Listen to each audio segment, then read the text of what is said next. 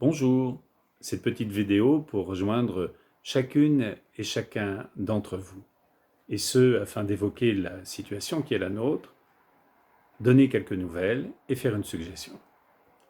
Le contexte, nous le connaissons tous, il est d'une exceptionnelle gravité. Et dans ce contexte, il est essentiel que nous ayons tous une attitude responsable et solidaire. Responsable en écoutant les seules consignes des personnes qui ont compétence et autorité. Solidaire en faisant en sorte que les plus vulnérables de notre société, et donc dans nos quartiers, ne soient pas oubliés. Ayons des gestes très simples, concrets, de proximité et de solidarité. Quelques nouvelles. Bien entendu, nos églises restent ouvertes aux heures habituelles. Les personnes qui habituellement assurent des permanences dans nos presbytères sont, comme chacune et chacun d'entre nous, confinés. Mais il est bien entendu possible de nous contacter, soit au numéro habituel, soit sur les adresses des sites, soit nos adresses personnelles, nos adresses électroniques.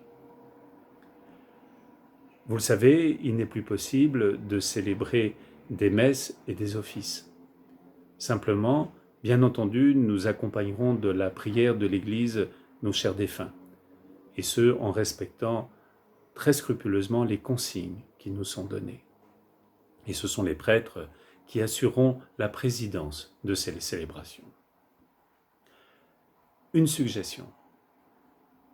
Le contexte qui est le nôtre fait que nous n'avons plus la possibilité, la grande joie de nous rassembler tout particulièrement le dimanche pour célébrer l'Eucharistie.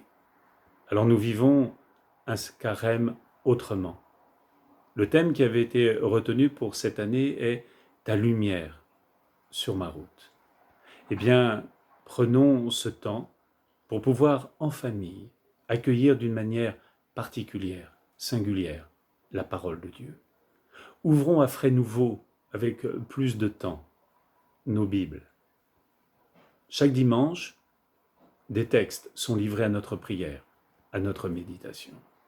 Ce que nous proposons, c'est que nous puissions, les uns et les autres, tout au long de la semaine, préparer d'une manière particulière, plus intense, la méditation des évangiles, des textes bibliques.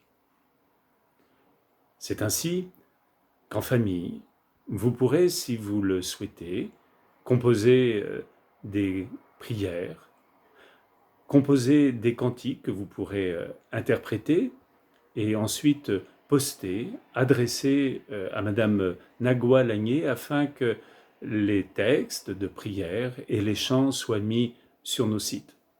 Pour les chants, bien entendu, ça peut être la reprise de musique de cantiques connus ou autres.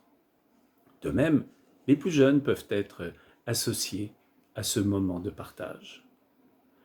Ainsi, chaque dimanche, nous pourrons avoir la participation des uns et des autres. Nous pourrons nous partager nos méditations et faire en sorte que la parole de Dieu ait une résonance particulière dans ces temps difficiles. En tout cas, soyez assurés de notre prière, de notre amitié. Prenez soin de vous.